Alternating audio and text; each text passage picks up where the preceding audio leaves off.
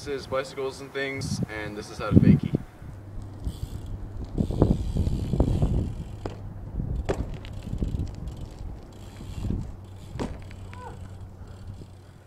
When you first start trying to do the fakie, you have to start going backwards, of course.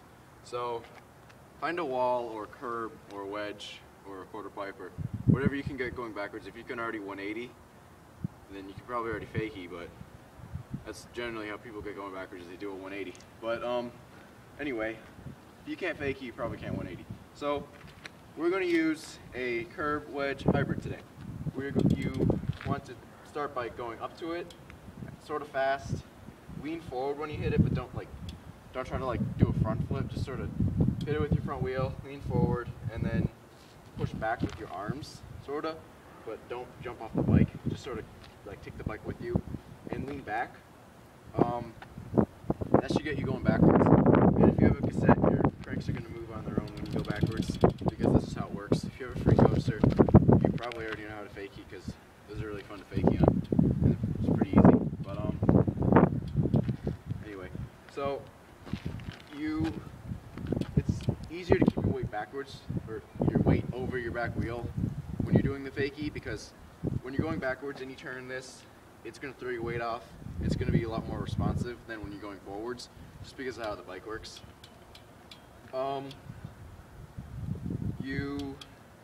I would keep my weight backwards, my arms would be fully extended, and I'd be cranking backwards and going. Once you get going backwards, you have to have a way to get out of it. So the easiest way is to pivot out, which is you just go on your back wheel and turn and go to forwards. If you are left foot forward, you're going to turn to the right. If you're right foot forward, you're going to turn to the left.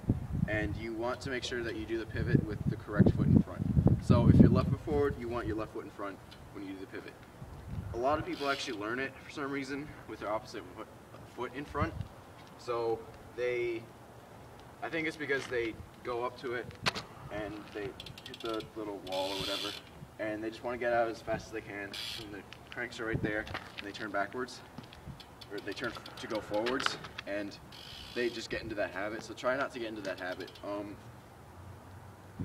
So what I would do is I would wait till my front foot was down, and I'd start turning and putting pressure on it, and then it'd be about here, and you're sort of looking into it. So you want to have the mindset that you're going forwards, not just going backwards, and you just want to bring the bike, because then the bike's going to get away from you and you're going to fall, and you're not going to like that. So you'll be about here or so, and then just start putting pressure on it. Try to stop your cranks from moving and sort of look into it, and that'll bring you around. It helps to go faster too. I know if it seems kind of scary, but when you first learn how to ride a bike, it's easier to keep your balance if you're going faster. So don't try to book it and somehow get going backwards, but if you can go faster, if you can get something like this, I get some good speed off of this. I sort of learned fakies on this. Yeah, just try to turn around out of it. Can't really think of anything else.